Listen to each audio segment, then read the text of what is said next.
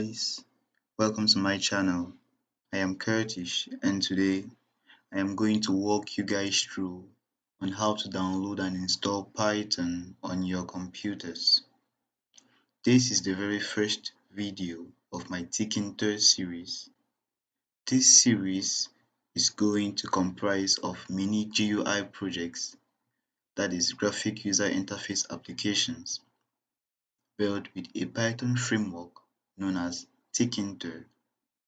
So this is a beginner's video.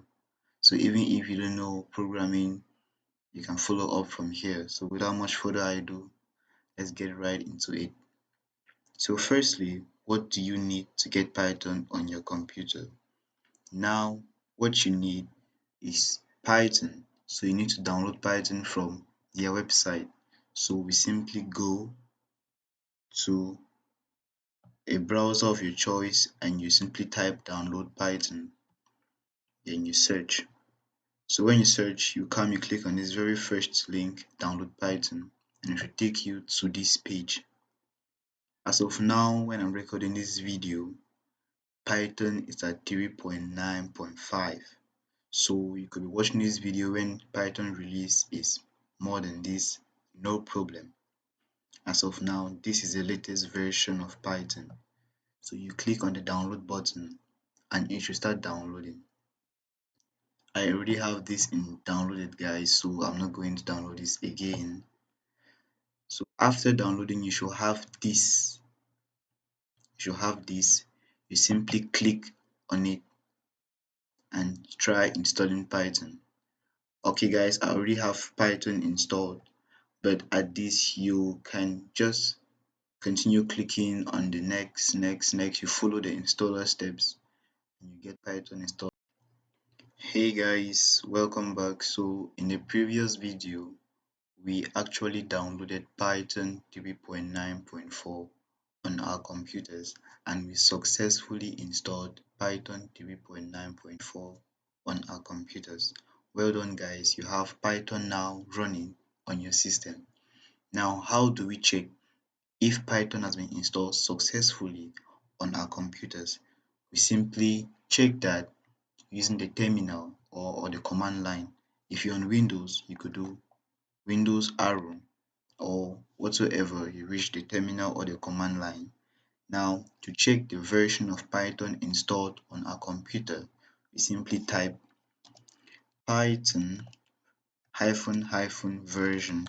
So version, and here you see it tells us Python 3.9.4, guys. So it means Python has been installed on our computers and that is the running version of Python. So now to invoke Python on the command line, that is, if you want to code Python directly from here or run some test codes, you could simply call Python by saying Python simply, and that's it. So here you can write your Python code and immediately you press the enter key, it's going to be executed. Let's try 12 plus 4.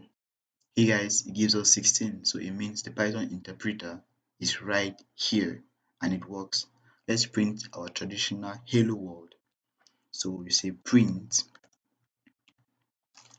hello world, and immediately I press the enter key, boom, you have hello world, guys. So we have successfully installed Python on our computers. So what do we need next to continue? We need Tkinter, like this series talks about. We are going to work on many graphical user interface projects that is being built with a Python framework called Tkinter. So guys, we need Tkinter installed on our computers. So let's get back to the command line or to the terminal and install this. So to install Tkinter, you just simply have to run this command. Just follow what I type. So you type pip install Tkinter or pip install tk. For a reason I don't know, for some reasons I cannot really get my hands on, when you say pip install Tkinter, it might work and sometimes it might not work. So guys, I use pip install tk.